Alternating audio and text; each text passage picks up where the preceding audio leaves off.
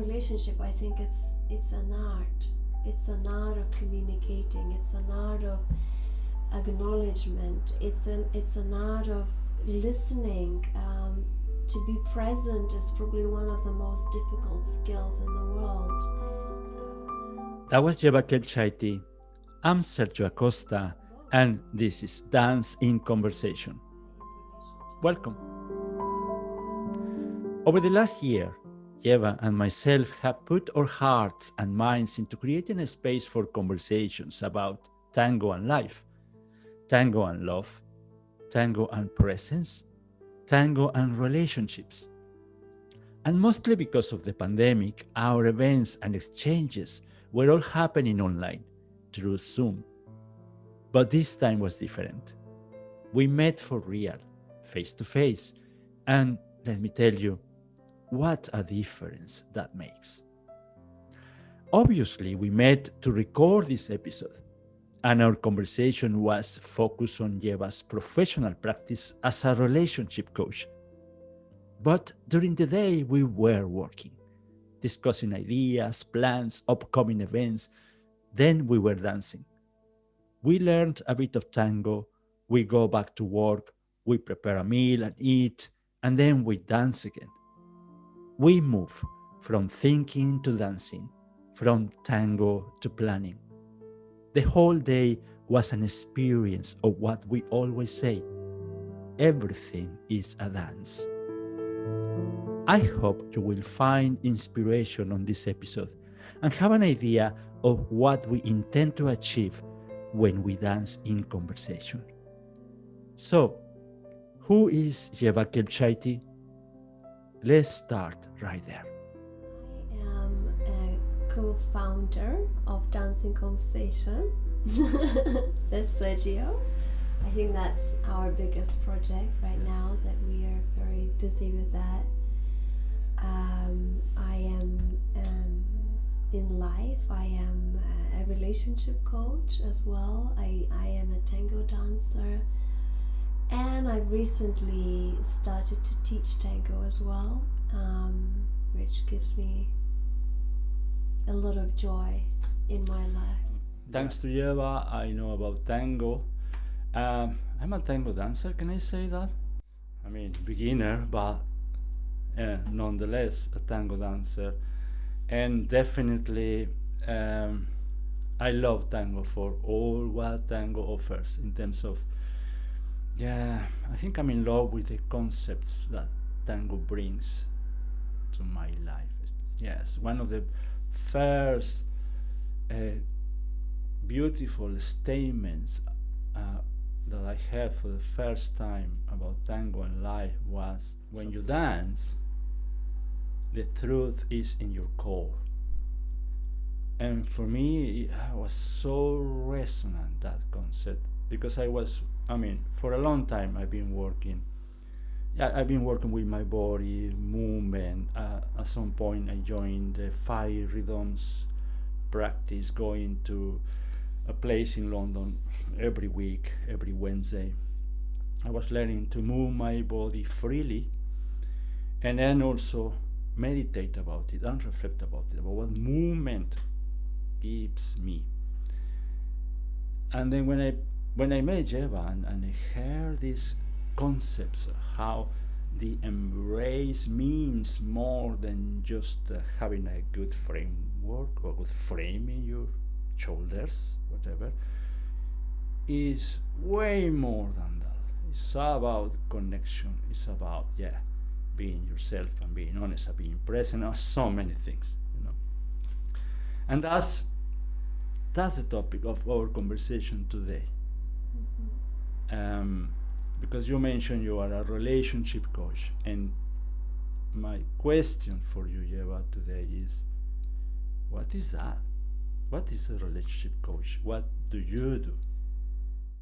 I would say that relationship coaching is helping couples to deepen their connection with each other, and also enhancing their communication skills with each other. And I think that comes from helping them to understand with depth that their relationship has. Because sometimes in life we kind of living the life, but we find ourselves that we're living through the surface, and there is no real depth in the relationship. And because there is no depth, people feel that there's something is missing. And so I think the relationship coaching really helps to bring that depth, to bring more awareness, to bring more understanding in couples' life, and that as a result helps them to communicate with each other better, helps them to listen to each other better, helps to acknowledge each other better, helps to understand each other better. Not just, that I know your history, you know my history, but from the place that I really understand what you are about. I understand what matters to you, and I know that, or I feel that you also understand what matters to me. Oh my God, that's like a big goal to get there. You know what I mean? To have that quality of understanding in a relationship, I guess takes a long time. I mean, if you think about couples, um, probably when you first met someone and you kind of fall in love, I think that creates a kind of understanding each other, because it flows, love is there, and you feel the connection is strong, the attraction, the sexuality, everything is in place when you are in love. But then what happens after a while, when you actually get to know each other well and spend time together? That's when the first phase of falling in love is falling in what? Falling in what I think is the actual relationship. That's when you have to work on it. Is that the right way to put it? Or I'm just I think, I don't know, you're probably talking from my experience. and I can talk from my experience as well. But I think that in the beginning we tend to, beginning is always beautiful, but as we get used to one another, we forget that relationship takes effort. It takes effort, and it always, like, if you're working on, let's talk about the business, right? You're in the business, you have a certain type of goal you want to achieve, but you know that you have to work on it, like, all the time. You have to improve things, you have to learn new skills, you have to develop, you have to deepen your knowledge, right? So the same in the relationship as well, that it's not just gonna get better because you know each other for such a long time. There is always spaces or places where you can deepen that connection, where you can deepen your understanding of one another, and it takes work, it takes a skill. For me, relationship, to be in a relationship, I think it's an art. It's an art of communicating, it's an art of acknowledgement, it's an art of listening. To be present is probably one of the most difficult skills in the world. But I think both for oneself and in relation to another. And yeah, you're right. It takes time to get to that place. Now, when I think about going to see a coach, as a decision I don't take lightly. I guess when I get to the point that I decide to see a coach, it's because there are problems. It's because there are problems with myself, or there are problems in my relationships. There are issues that I want to address. And the decision that a couple take or an individual take to go and see a coach is because it's something that you want to deal with, and you realize you need help. How do you help people? How? Because it's kind of scary going into, I mean, as an individual, of course, but with your partner, going to see a stranger, a coach that probably is going to open a safe space and will make you feel at ease. But in any case, that's not an easy thing to do. How you work with people, how you work with couples to make this experience better? What's your approach? Mm-hmm. Well, I think as much as it is about them, it is also about me. So it's never just about them. It's also about me, and how much we talked about presence, and how presence is the most difficult skill to master. But I think you create safe space with presence for me. And so if I'm not able to create a safe space, that means I'm not present. And tango teaches how to be present. I mean, every time I dance tango, I get to confront my own presence, right? Yeah. If I feel that, like, I can feel that someone else is not present when we dancing. But I also know when I'm not present when I'm dancing. And there is no difference in actually coaching somebody, because you also need to be present. And as you become present, you can then create that space for others to feel safe. Because once they feel that, I think a lot of the time, actually coaching is not easy. And I know that, and also from my own experience, I know that it's also scary to trust that this person is going to help me, or maybe I don't have trust that this person is going to help me. Yeah. Because we see that this person is just like, I'm dancing and I'm thinking about my my steps, my legs. It's the same in a coaching environment. If I'm thinking about the tools, what kind of tool I'm gonna bring, what kind of technique I'm gonna use, what kind of question I'm gonna ask them, you're not really being present for people. And I think that also prevents of them feeling that I truly understand them. Yeah, I see. And it prevents me not being able to reach them, to about that depth that we talked about. Like, I cannot reach the depth if I'm not fully present. Presence is a challenge. Yeah, I get that. Even in this very interview that we are having, I'm listening, but at the same time, I'm thinking, what's the next question? Or what's the index of topics we need to address? But then when I think about the list of topics, I stop listening. I mean, it's kind of a challenge. Of course, it is. Yeah. But what I learned with little practice is that when you manage to get present, it doesn't really matter where you go.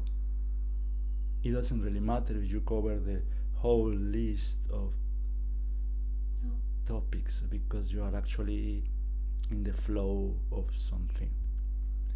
But to get there is a challenge. I think it requires a lot of work on yourself. It requires, yes, a practice of being honest, in contact with your body with your feelings, with your emotions, and the knowledge that you have, and then and when it comes to interact with another human being, you have this, like resources inside that enables you to be there. But it's not easy at all. Even with people with years of practice of meditation, or doing yoga, or doing self improvement, etc. No, but I think, very often in the coaching world, we get dragged with different skills that we need to learn, techniques, one training, another training makes me a better coach.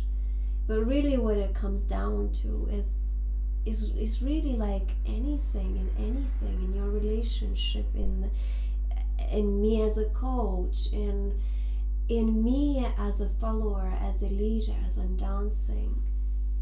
That makes me better in all of those areas as soon as I become present. And that's a secret. That for me, that is the key, that is the core of everything. And with that presence, it can be so powerful. It can be such an amazing, empowering ability that touches other people. You don't even know the ways it touches someone else. I don't know, I can give you an example of it wasn't a tango class, but it was a different dance class. It was one of those traditional Argentinian folk dances, and the dance really involved going around each other and looking at each other's eyes. So there was no physical contact as such, but you're going around and you're constantly looking at each other's eyes. And I got to dance with the teacher, but this teacher is, he was so, I just felt the energy was overwhelming. It's flowing from him, because he was almost like seeing me, actually seeing me,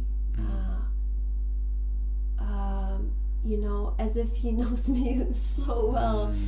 And I can feel that he's just seeing me in that way.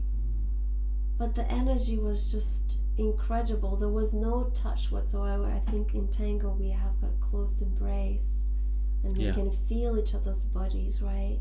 But in this dance there was no touch. However, I felt such an incredible, strong energy that was coming into me.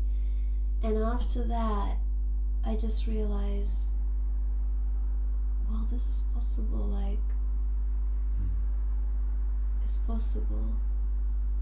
That type of connection is possible in my life. I can have that, and he restored that. I don't know, things like that just restores your beliefs, your system, heals you in some way.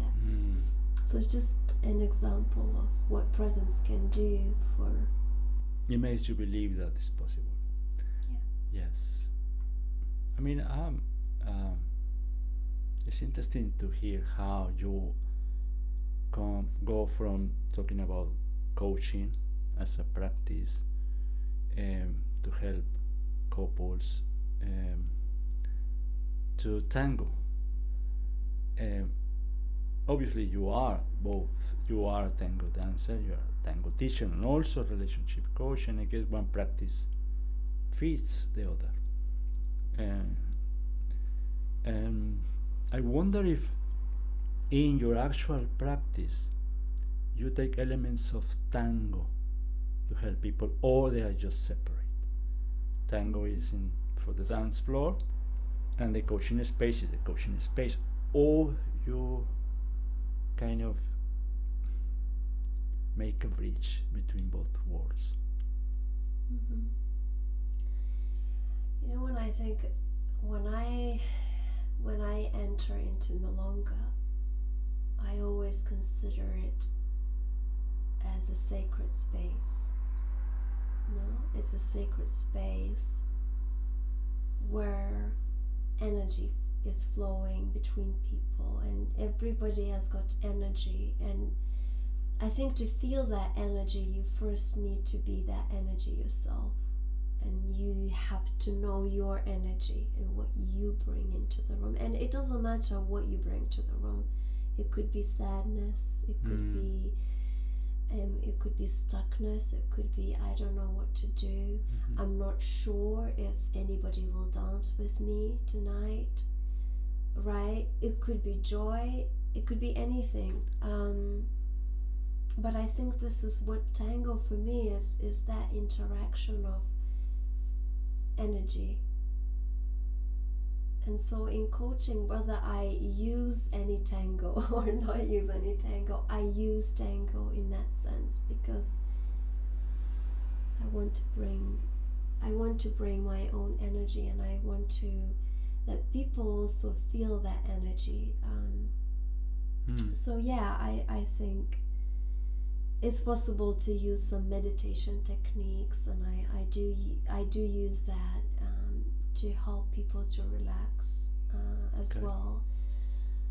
But I think more than anything, I enter into a coaching session as I consider that as it's a sacred space now. We are going to do something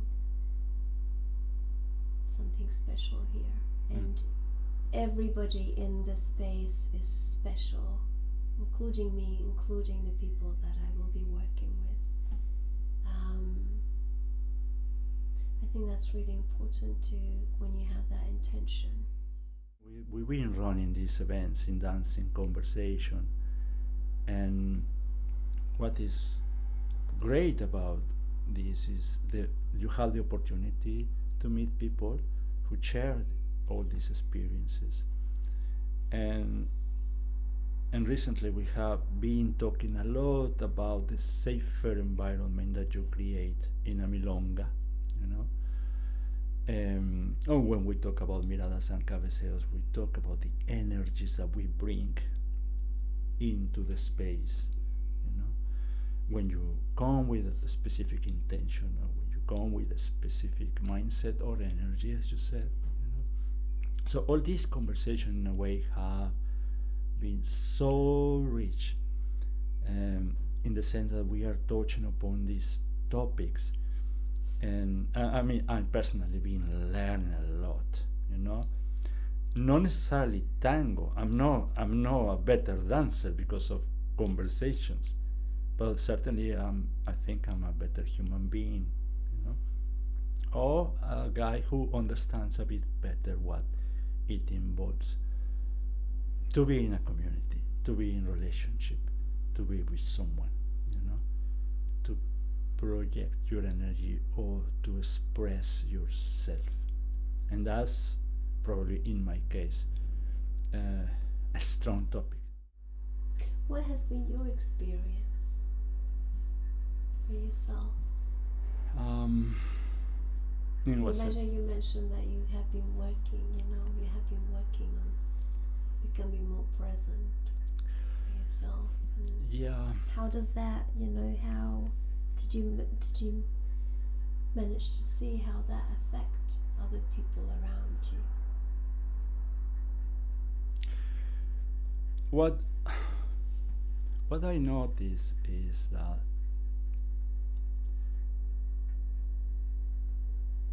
there are moments in our conversations, either an event or a workshop, where I have made a choice, consciously made a choice of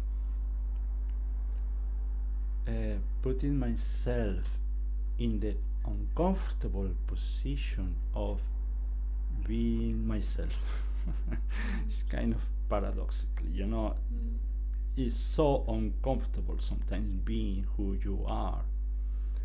And what I noticed when I manage to be really there, present with my open heart, and even be vulnerable, you know, accepting in the moment things that are triggers for me, or things that are stressing, or when I'm not in the right mindset, and I can share that and open it and open myself up to in the community, I can always perceive a change in the atmosphere. Mm-hmm. You know, Yeah. it's like you invoke something with your energy. I certainly feel it, and I believe people also acknowledge that sharing that way, and expose yourself as you are, it creates a different um, kind of communication that is more, in a way, you could say, well, you're going to be so vulnerable and you're going to this uncomfortable, you know, decision of opening up. It's going to be awkward for everybody, but it's not. It's quite the opposite. You create another level of communication. In a way, that helps people to also open up, to also share at that level. That's my experience, you know, in the sense of being present. And yeah, I still have a lot work to do in that field. I think we all have, you know. I think it's a lifetime project. It's like in tango. But I think the fact that you're starting to see, you know, how your expression affects everybody around you, and you're becoming more confident in expressing yourself, and trusting that it will be received well. Yeah. That just, and also that you're also affecting others, so that others also start sharing about their own feelings and emotions and depth. Yeah. This is Yeah. what I mean, enhancing communication. You cannot bring some trick, you know, or technique Yeah. in enhancing communication. Yeah, Communication is about, you can only enhance communication if you're aware of yourself, if you're aware of what's happening with you, if you acknowledge your feelings, your emotions, your depth, and you're able to express that to another person Yes. with trust, Yeah. and vulnerability. And I think that shifts everything, the energy, also lifts so much weight. If there is something bothering you, I would like to mention something that I think is being remarkable in our relationship as dancing conversation team, building this project, dealing with events, organizing brainstorm session, inviting people. It's not always heaven, you know. I mean, we are. I believe we are a wonderful team. I mean, we get on very well. We understand each other, and there is basic trust. But you know, there's been moments where things are not going really well. Only because we are human beings, you know, and we are alive, so we have emotions and feelings and issues. But what is remarkable, I think, is we being capable of communicating. You know how many times, I think more often on my side than yours, you know, where something triggers me, you know. Maybe it's a silly thing, maybe it's something that I need to work on, whatever, but it triggers something in me and creates tension in the dynamic we have as a team. And what I find rich and remarkable is that we have this capacity of, yeah, having straight conversations. Yeah, thinking things over. Exactly, you know, instead of avoiding the issues, or avoid. I mean, nobody wants to be wrong. Nobody wants to feel that. I mean, I don't want to feel I'm wrong, but sometimes I'm wrong, you know, and I have to say. Or you just have your own perspective, and Thank you very much. Yeah, thank you. My own perspective. I think I like it that way. Yes, yeah. I support you 100% on that. Yes, totally. You know, I think the experience on this team, in dancing conversation team, is that there is no perfect team anywhere. You know, it's only a team that is functional. It's only a team. I mean, because we share values, and we share a strong vision. You know, in a way, we want the same. So there is, and in that sense, there is basic trust in what we are doing. You know? And because of that as well, and also because you have this, presence, I would say, again that word, you have this presence where I know, I was telling you the other day, there is truth in you, essential truth in you, and when I relate to you, especially when there's problems, I can see myself, because there is this space of truthfulness, that I feel myself with the freedom to express whatever it is happening, you know. I'm saying, yeah, but I disagree with this, or I feel like that, or I felt excluded, or I felt whatever, you know. And because there is this basic trust and the truth, it's so rich, and we have managed to go deep in our interactions, and we deal with issues that way, you know. And the result is that we have simply deepened our relationship, and that's wonderful, you know. That's a wonderful experience to have, and for me it's a gift, you know, to have this partnership with you. One thing that I would like to add is that about our communication, because many people would say, you know, in work you shouldn't, you should be professional, right? You should not talk about the personal things. You should leave this as a separate thing.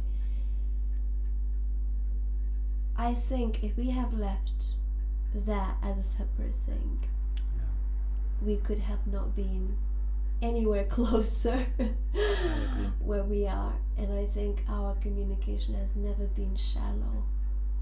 It has always been deep, and I guess we don't dwell on the artificial problems.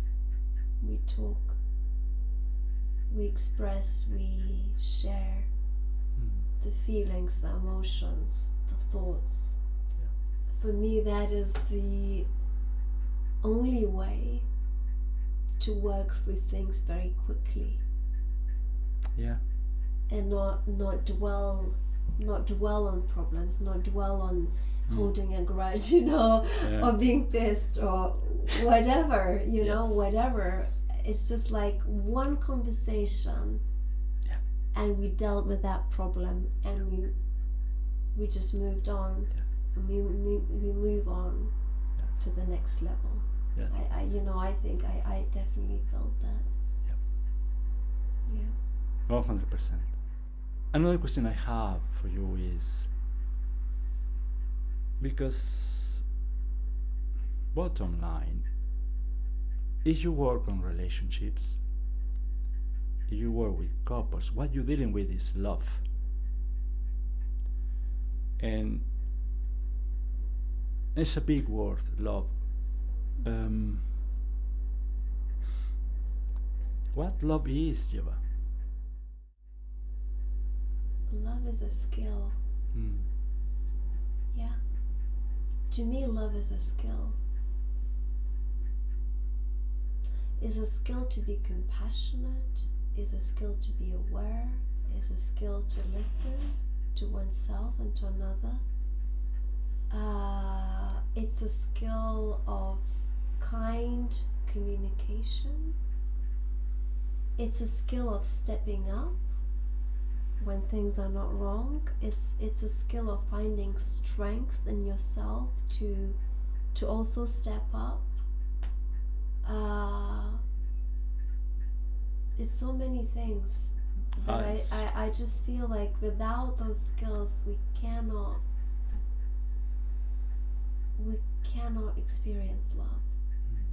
I think love, people maybe think that, oh, I just fall in love, it's destined, and feeling. It's feeling, but maybe it's at some way, and I don't want to reject that completely, because I think there is also energy that we feel towards each other, right? But if we only have the energy and strong connection, we cannot experience the fullness of love if we are not skillful at love. Yeah. I think love is skillful. I guess love starts with loving yourself first. Yeah. What it basically means, I mean, at least for me, is you can only relate to another person with genuine love only if you love yourself genuinely. It's a fascinating field, this of coaching couples, coaching people to be better human beings and communicate better and enhance their communication and strengthening their connection. It's fascinating. And we are launching a website, right? Yes. Thanks to you. I mean, it's not launching, it's relaunching because it's there. Well, for those who don't know, it's ievakelpsaite.com, right? It's ievakelpsaite.com. And the way I see this website is obviously sponsored, promoted by Dancing Conversation. Or Sergio. Oh, who else, Any right? skills? Is there anybody else doing that work? What I see is another window to learn, It's just not an invitation that Ieva is making to go to her place and be helped and be supported. It's also a window, and I believe that's the concept that we have in redesigning this site. Obviously, the website is focused on helping couples, but I guess you are not excluding people who are not. Yeah, I think I would say that it's a place where you can choose to discover and explore the depth of relationships. And like you said, any relationship first starts with yourself. Any communication starts with your self-awareness. How deep actually you know yourself. And sometimes we might think, oh, I know myself very well, but actually No. we don't. And sometimes somebody else can help you to see things by supporting or facilitating a conversation to self-discovery. Yeah. So that's a website. That's another window, Obviously, we have this conversation that we are going to put in a podcast, which is a new project we are launching. I mean, we launched our very first episode proudly last week, with a wonderful conversation. So we are recording this conversation, which is it's gonna be there also in the podcast at some point. We are not experienced podcasters, far from it, but we do what we always do. We start somewhere, like tango tanda, you start with the first step, and then comes the whole journey, and you don't know what's gonna happen. So we play with that, and I mean, hugely enthusiastic about the podcast, as you know, and I hope this conversation will inspire people. Thank you very much, Ieva. It's great to see you face to face. It's a pleasure to see you face to face.